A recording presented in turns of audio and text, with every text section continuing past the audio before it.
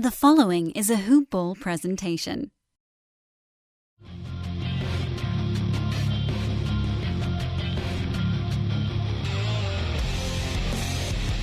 Welcome to the Fantasy NBA Today podcast.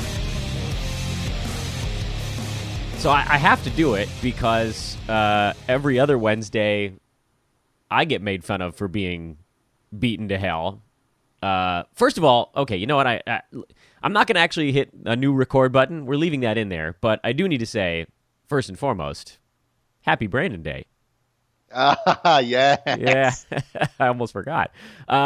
Brandon, you had surgery that's generally reserved for 65-plus individuals. You all right over there? Yeah, I think that's actually pretty correct there.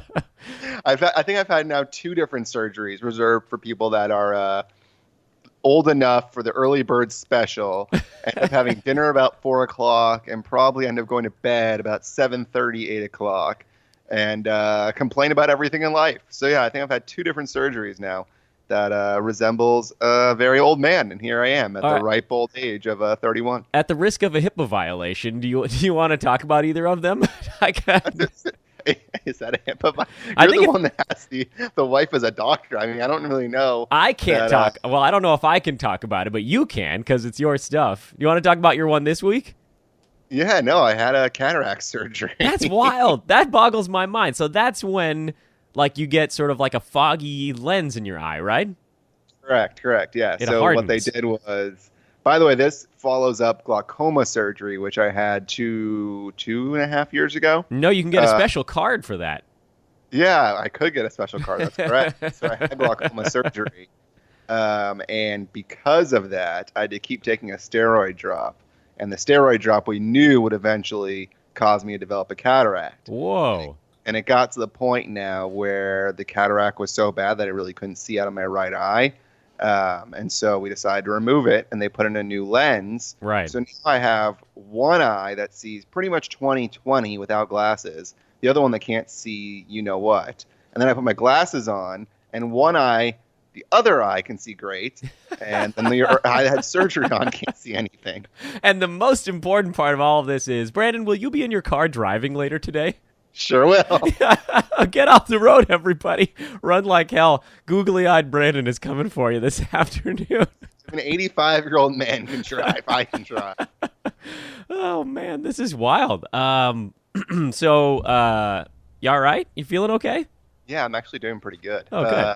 The weird thing is that I could technically just get we got to see what happens first if this is the vision that it settles at in my right eye.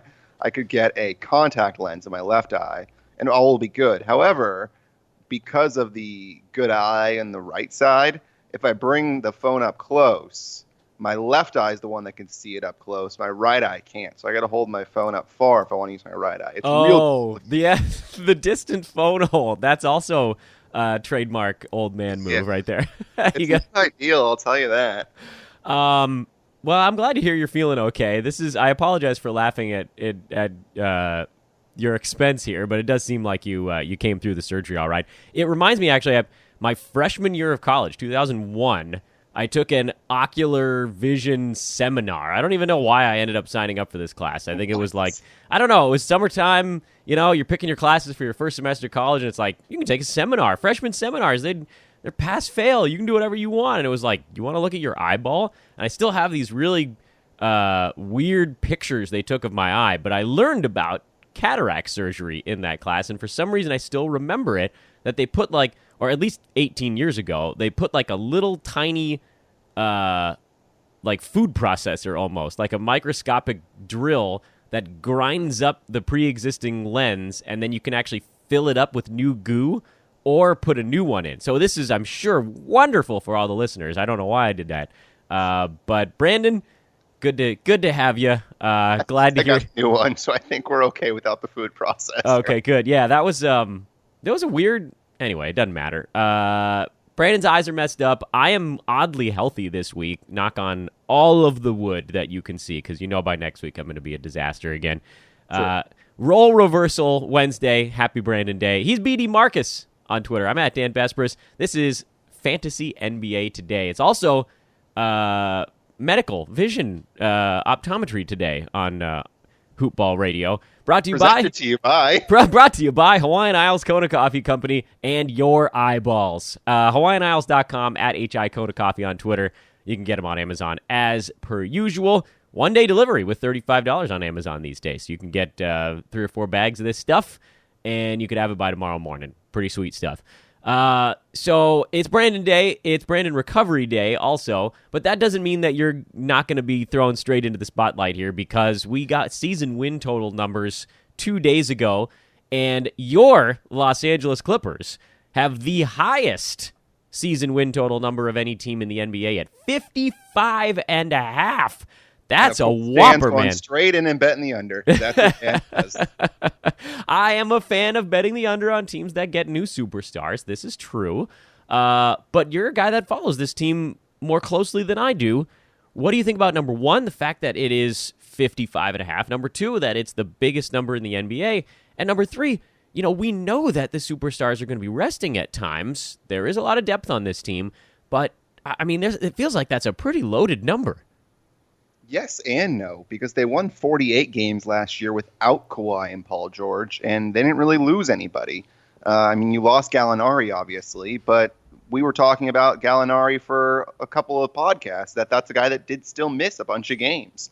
So if you think about it, they added 2 huge pieces, and because of that, they have a chance now to easily get 55, 56 wins. I mean, look at last year.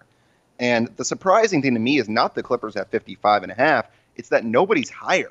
I mean, the Milwaukee had 60. Toronto had 58. Golden State had 57. So that's 3 teams right there that went over the total of 55.5. And there are going to be teams that go over. There's no doubt about that. The question is the Clippers going to be one of them? Everyone's been saying, the Clippers probably during the regular season, not going to be that great. They'll probably end up winning 52, 53 games. And then whatever, they'll be the team that you have to watch out for in the postseason. But don't forget the guys like Lou Williams, Montrezl Harrell, Patrick Beverley, Shamet. I mean, these guys are going to actually care during the regular season, and they're solid pieces to go along with guys like JaMychal Green. I mean, they still have a very solid team.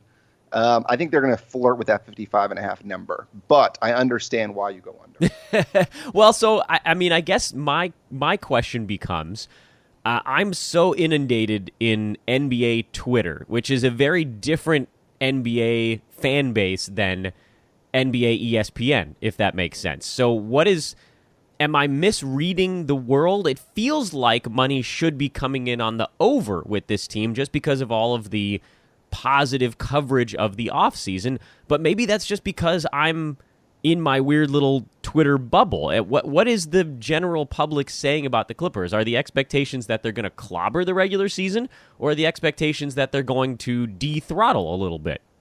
I think people are saying that they're going to be a team that's going to run through teams in the regular season. The only issue is, like we talked about, we don't know when Paul George is for sure going to be back. We don't know how many games Kawhi Leonard's going to sit. I think it's important to see when the schedule comes out how many back-to-backs the Clippers have, because more than likely he's not going to play in any of them. And you want to see who the teams are that are in the back-to-backs, because that'll be important. I really do think that this is a team that has the pieces. But granted, you got to remember, they had 48 wins last year, but several of those, they were down by 20 or more points and came back to win the game, including the game at Boston. So that's not going to happen very often. And the Clippers, more often than not, ended up on the right side of those big comebacks. So if you think that they're not going to have as many of those this year, maybe you knock them a couple of wins from last year, put them at 46, and maybe Paul George and Kawhi are worth 6 or 7 wins, then you get right under that 55. That's one, though, that everyone's going to rush to maybe either go over or under. In your case, you're thinking pound the under. But you don't really want to mess with those numbers that are going to be so damn close to the actual number. In this case, I think it's going to be really close on either side. That's an interesting take. I like that, actually, because this is my feeling on a lot of these win totals is that, and we're not going to get into all of them today. A lot of that's going to be saved for Tuesdays with Neil, which is very different than Tuesdays with Maury. The people seen certain numbers, and the immediate feeling is one side is an obvious bet, but there are very few of those over the course of an entire season. A lot of this stuff is going to end up within 3 or 4 wins of the number. It's not going to be something that blows past or it gets completely dominated most of the time. So as a man here, Brandon, who you do keep a close watch on this team, you're saying that this 55.5 is actually not that crazy on either side, because there's pretty strong explanations you could give for both directions on this. The over being, hey, they were at 48, they added 2 of the best players in the NBA. The under being, these guys have never played together before. There's going to be some serious issues, plus rest days, and maybe that just sort of evens out a little bit to around 55. I think they do end up, I have them around 54, 53, 54, so even the under is not like going crazy under. I'd be very surprised if this Clippers team didn't hit 50 wins, right? Oh, for sure. I think they'll hit 51, 52 easily. The question is, will they get those extra couple of wins? And you wonder at the end of the season how much they'll need those wins for playoff positioning, because that'll be the most important part, is whether they need the wins. Does Milwaukee? That's when the wins and losses add up and when they matter for those win totals. I don't know why. Does Milwaukee? Yeah, I mean, they're the number 2 one time. We're just going to stretch it one team further here. They're at 54.5, and you said it. They were a 60-win team last year. Do they have, you think, the same hunger in the regular season this year? Is that why that number's been adjusted down? Or is it Malcolm Brogdon? The weird thing is, first of all, Brogdon was out a lot of last year. He was. I don't think you're really putting into effect here, or I don't even know what the exact verb is I should use, that Giannis is going to take a step forward.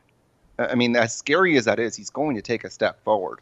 So I don't know. I like them to go over, as crazy as that is. Some of these numbers are very interesting. I got to dig into a lot of this stuff. This is all kind of immediate reaction stuff. What's Tuesday, Philadelphia? They're third actually at 53.5.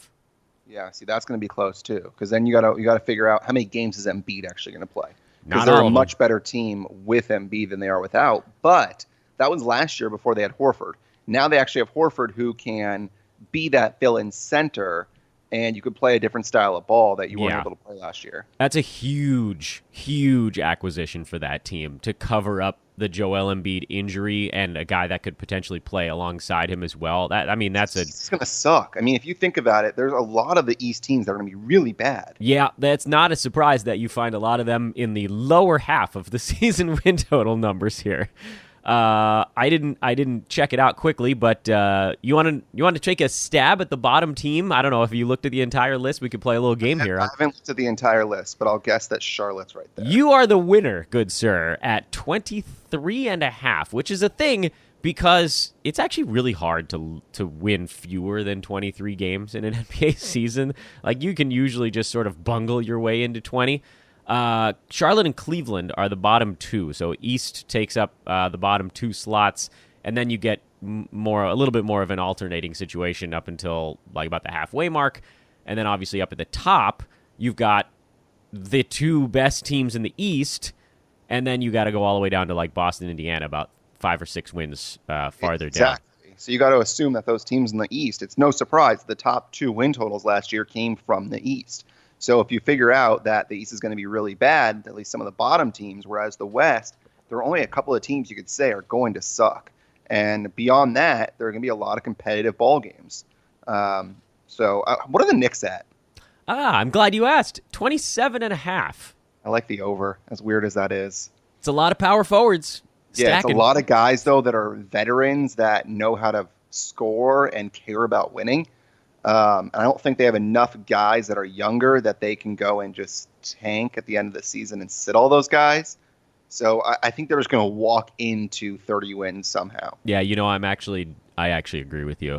No, this is very typical Dan stuff. I don't think anybody should be that surprised. I basically fade the consensus on this type of stuff, and everybody's just been clowning on the Knicks, and rightfully so, because they missed out on all the big free agents and then signed every power forward available.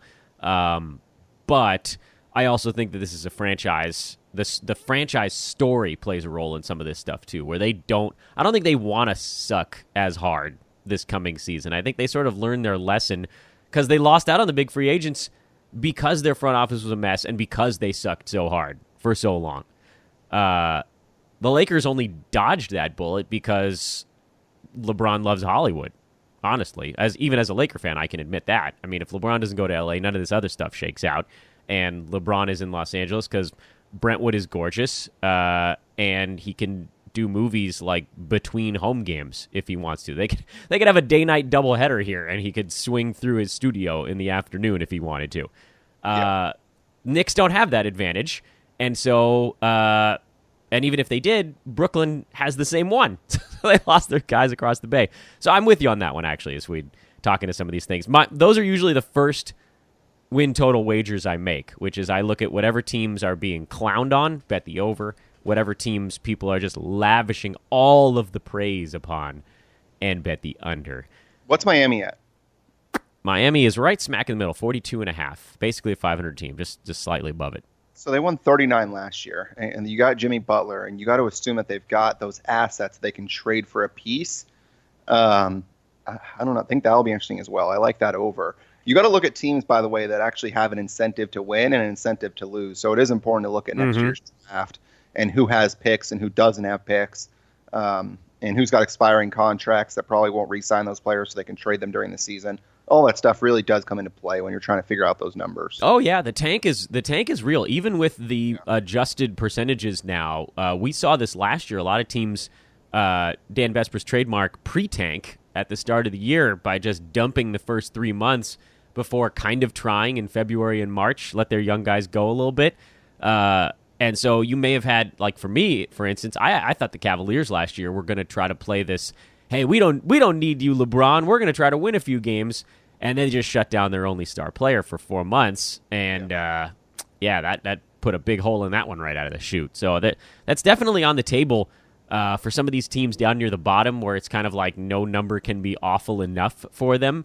And you got to keep an eye out for guys in the middle as well on that list. You know, do the Pelicans, if they're going to miss out, do they start turning some guys off at the end of the year? Does Oklahoma City trade more of their pieces mid-season? What about a team like the... Chicago Bulls. What are they this year? Their number is 30.5. The Wizards, they could go into tank mode by midseason. So, this all definitely goes into play, and we'll be doing some deep dives on this stuff. I think Neil and I are going to try to cover about 6 to 10 teams every Tuesday for the next 3 to 5 weeks, and that'll get us through all these season win totals. This is fun. I love this stuff because it's good talking fodder.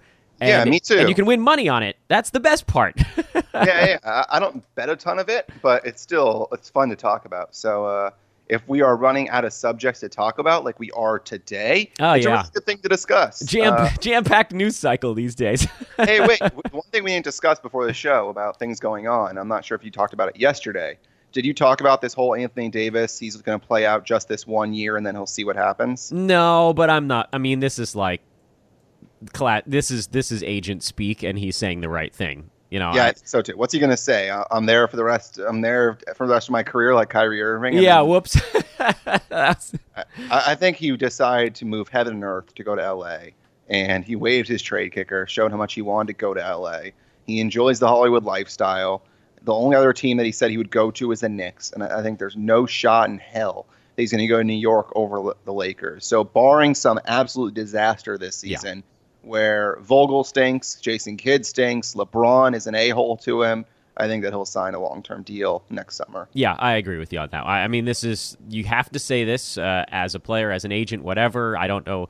I mean, Kyrie, a lot of times you'll want to just endear yourself to a fan base by saying, yeah, let's do this thing, I'm in.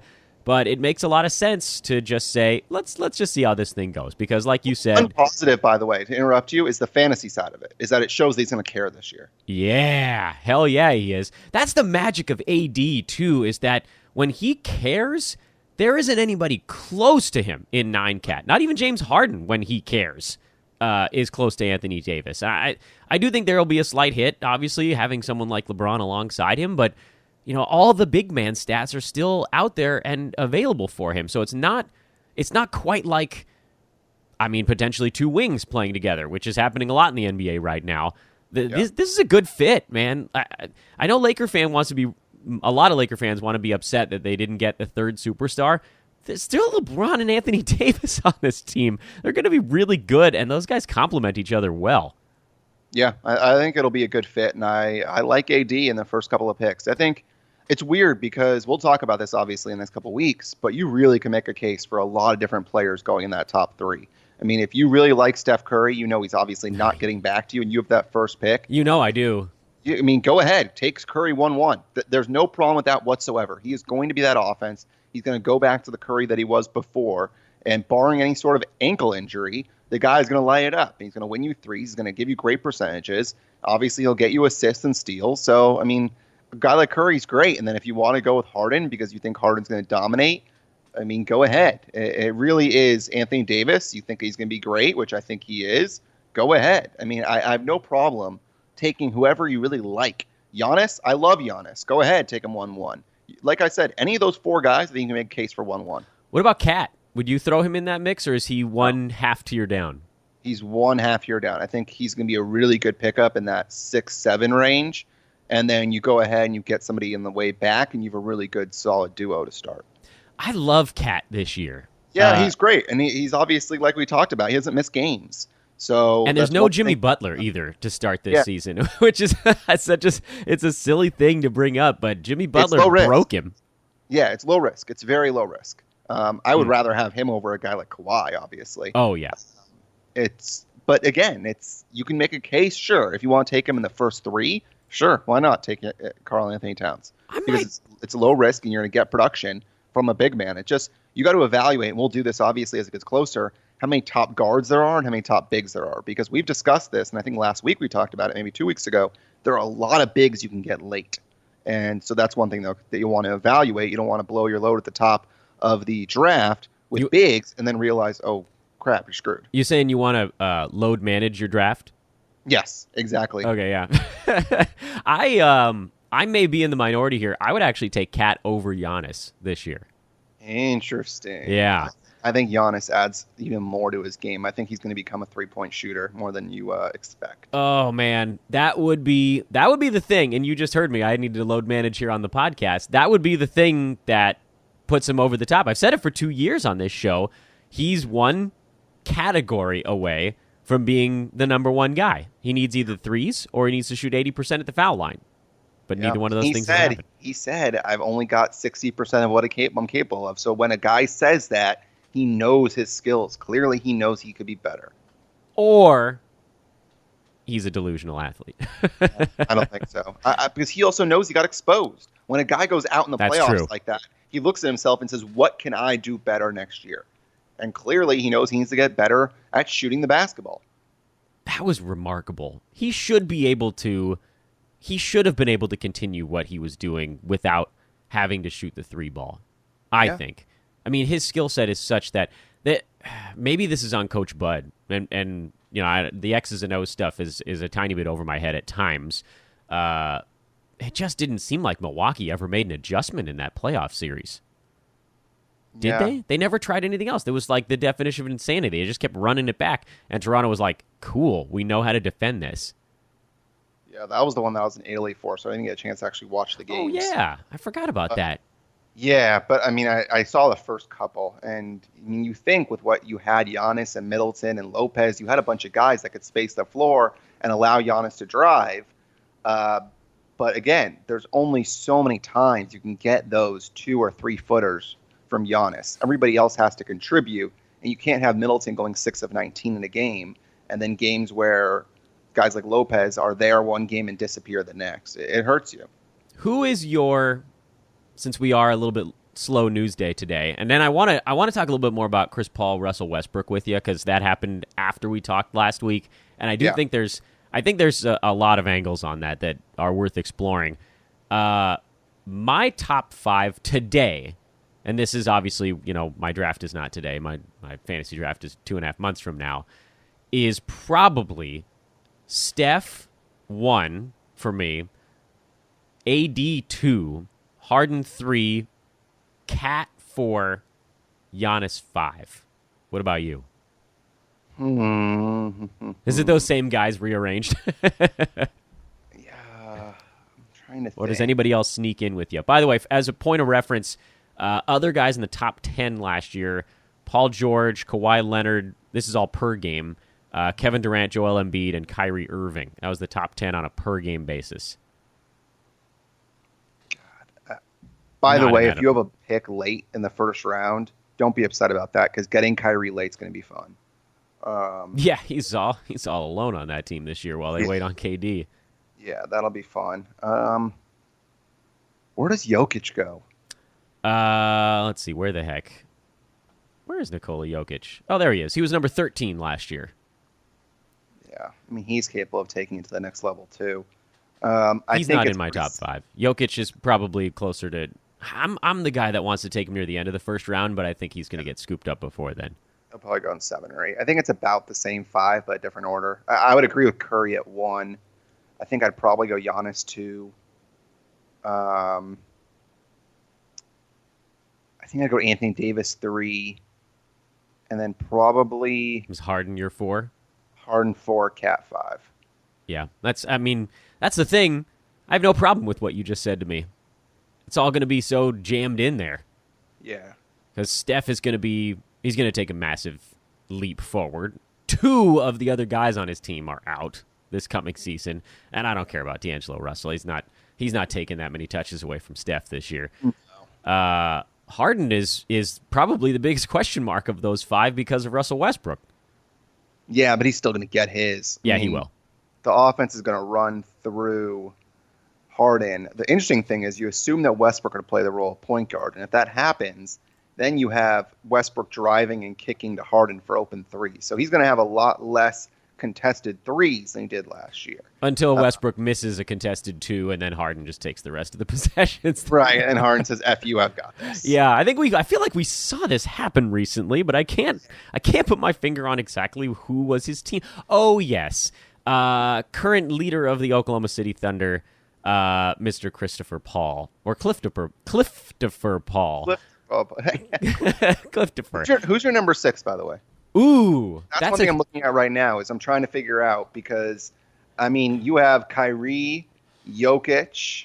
I'm obviously just looking at teams because I can't think of all these guys off the top of my head. You know who was in the top 5 last year on a per game or on a totals basis? Who? Vucevic.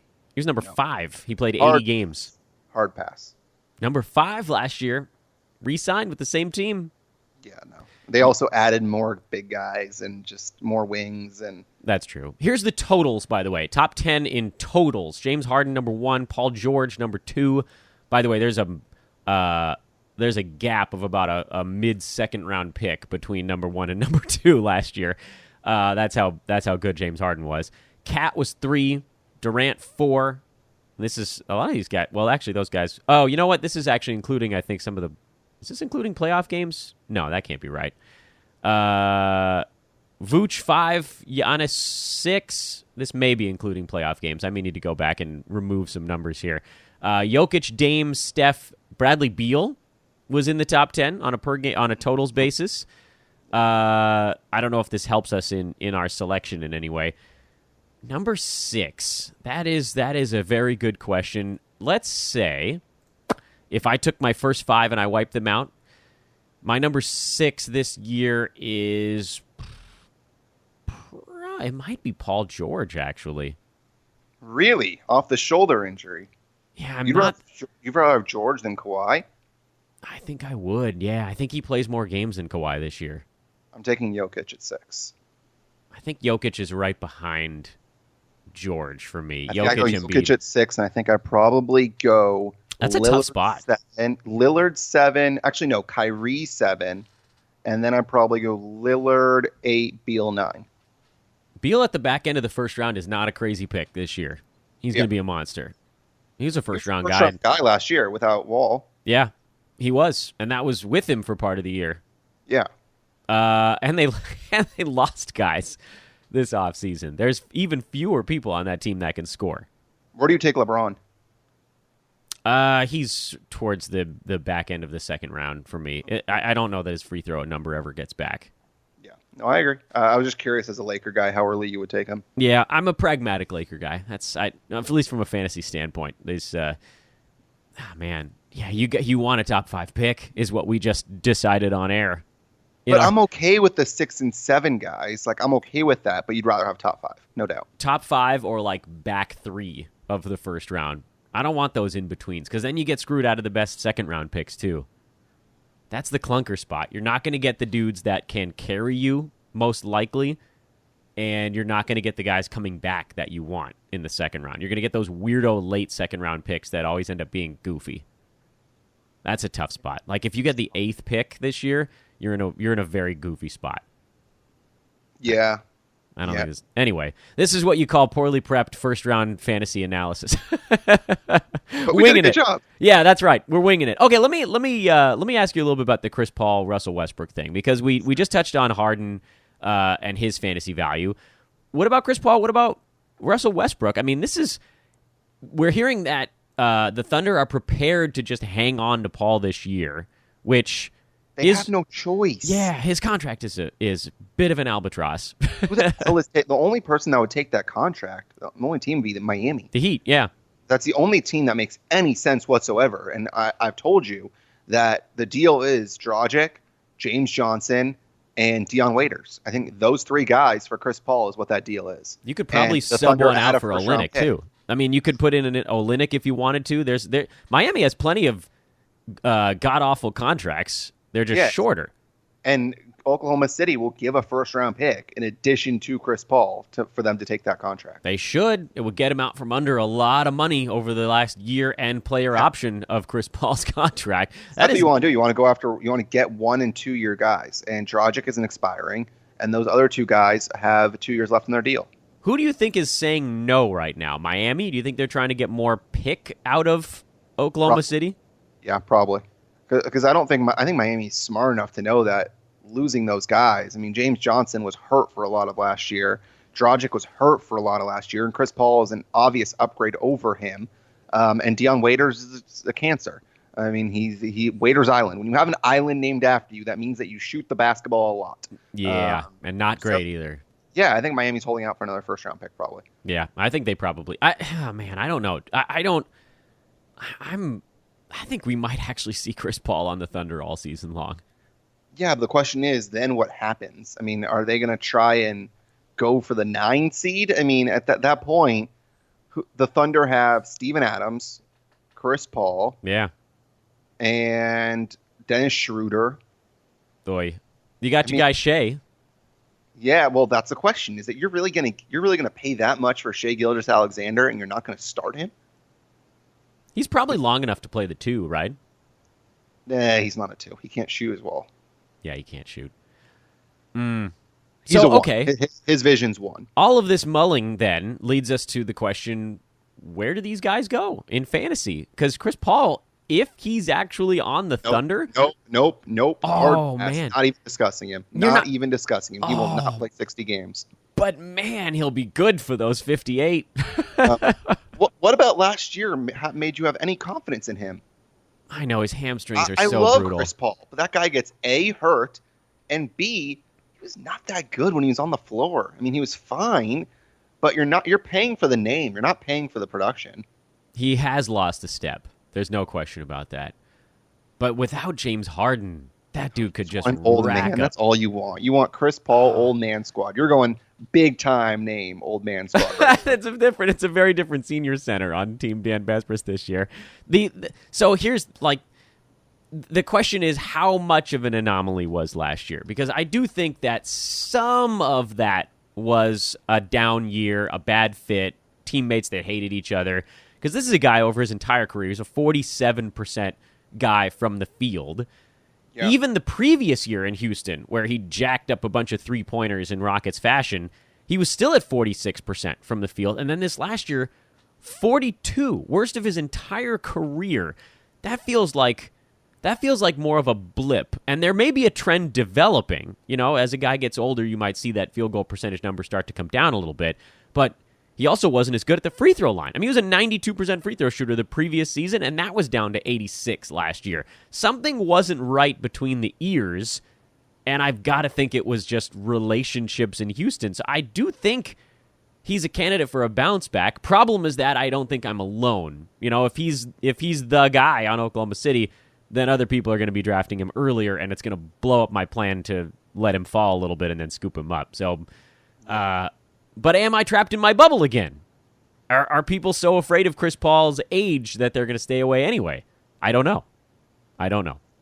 What about on the Westbrook side? By the way, it's very hard to say what about Westbrook 5 times in a row. I already goofed it up. Ahem. What about Westbrook? He feels like he's got to take a hit. Well, yes and no.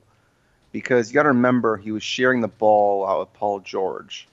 I think his assist numbers are going to be really high with James Harden and with Clint Capella. I think that those guys will help a lot.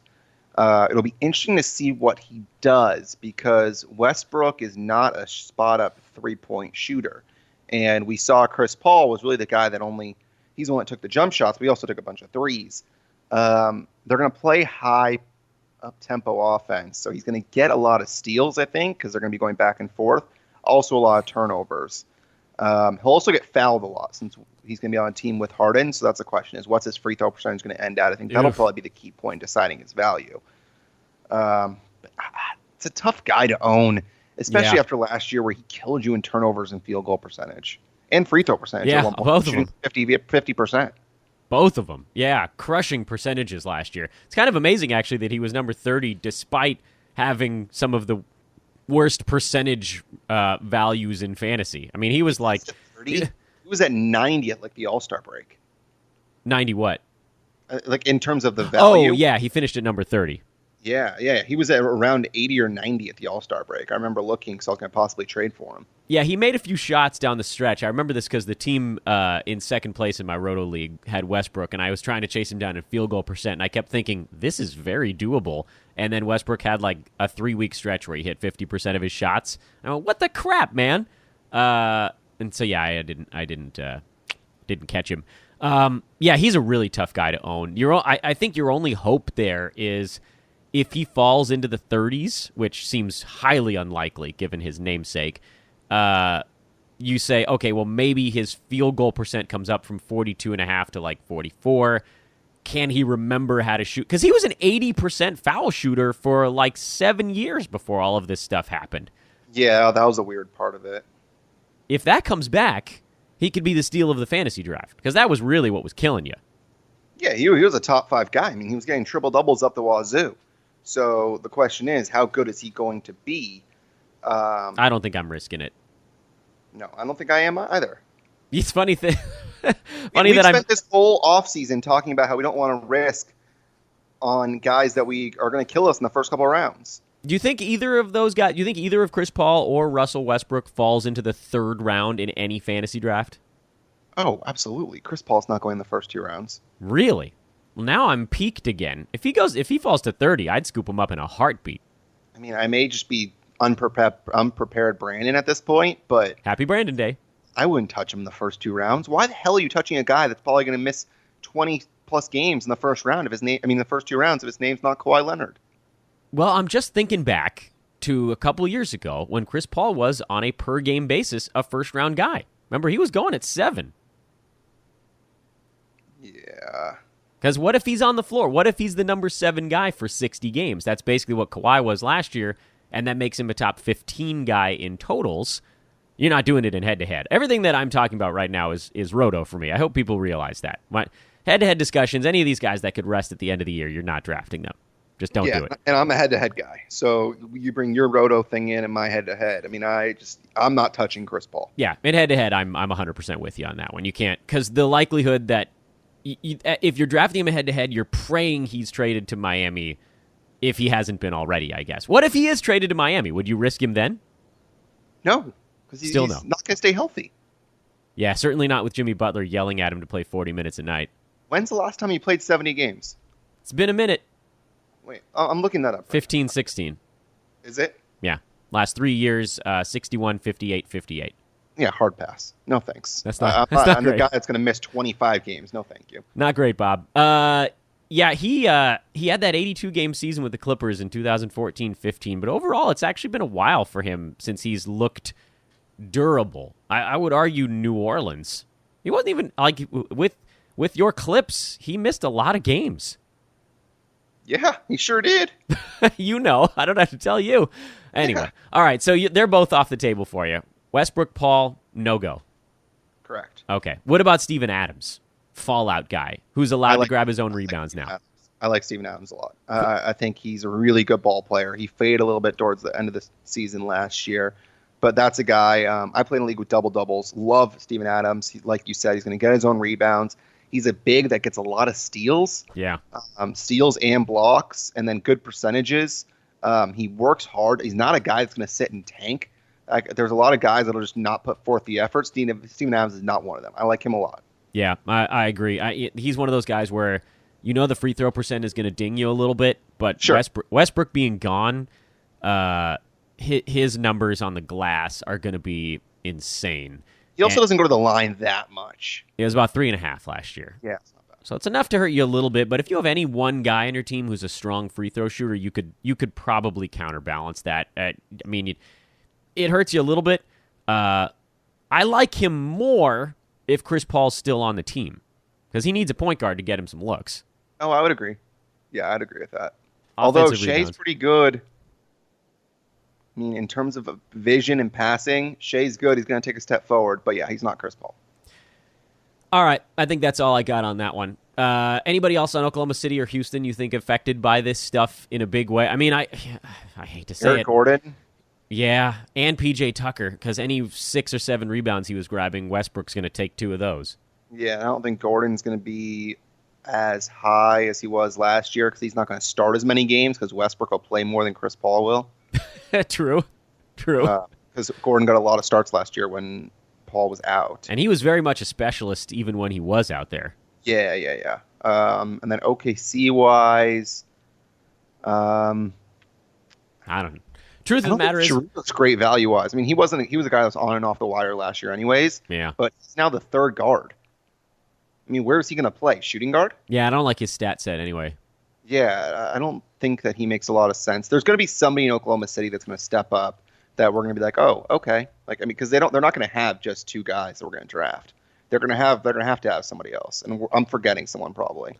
Yeah, we definitely are forgetting someone. Let's play power forward for them. Gallo. Oh, duh. See, that's the guy we're forgetting. Gallo's going to be a guy that if he can stay on the floor, he's going to be really productive. Well, that's always the story with him, right? Exactly. We've talked about that. I mean, if he can stay on the floor, great. If he doesn't, does that mean Nerlens Noel is going to step into the power forward position? God help us. Still on OKC? Yeah, he's still signed there despite all of that stuff. Yeah. See, I think that's a guy that could possibly be a fun late-round guy for you in the roto size. Their backup 4 is probably Mike Muscala. How tall is Noel? He can play the 4. Yeah, but he can't shoot. True, in today's NBA. Yeah, it's a weird roster right now. It's I mean, head-to-head guy though, you've got to be petrified of Gallo. Yeah, for sure. Roto, I'm not. Roto, I'll dump everything into him if he falls to like 65 or 70. That's where I wanted to get him last year, and every damn time somebody scooped him up 5 picks before me.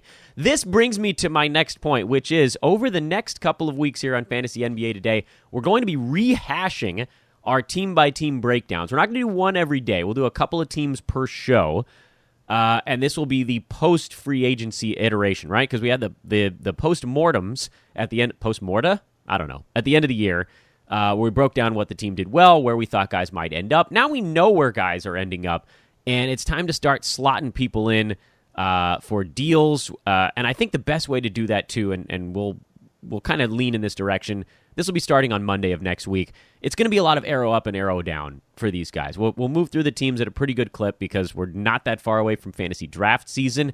But these are the types of names that I think are worth mentioning. I think a lot of people are going to forget that Gallo was traded as part of that Paul George thing. He's in there. They might be trying to move him, but I think that dude's going to be good no matter where he goes. And in a roto format, if you can squeeze 50 or 60 games out of him and then toss him into the scrap heap when he turns an ankle in March, good. That's all you need. Go fill in somebody else.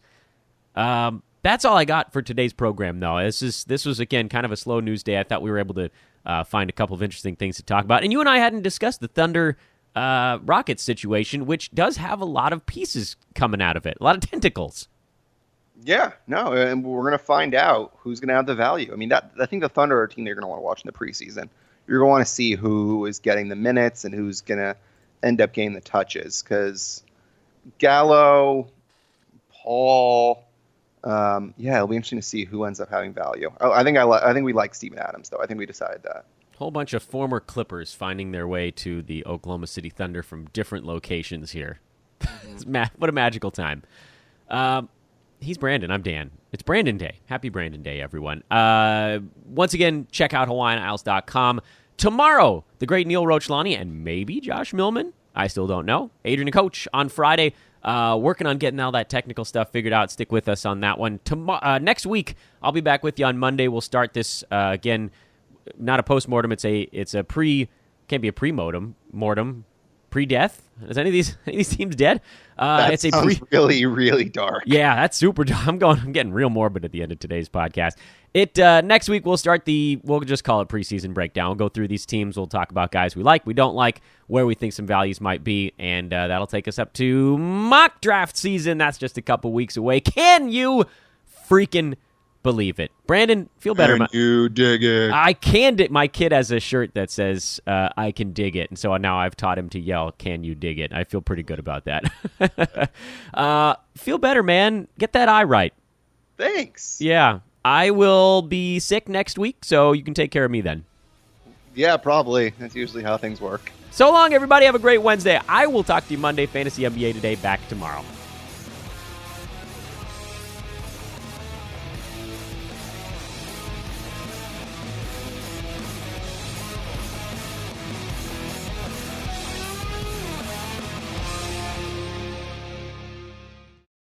This has been a Hoop Ball presentation.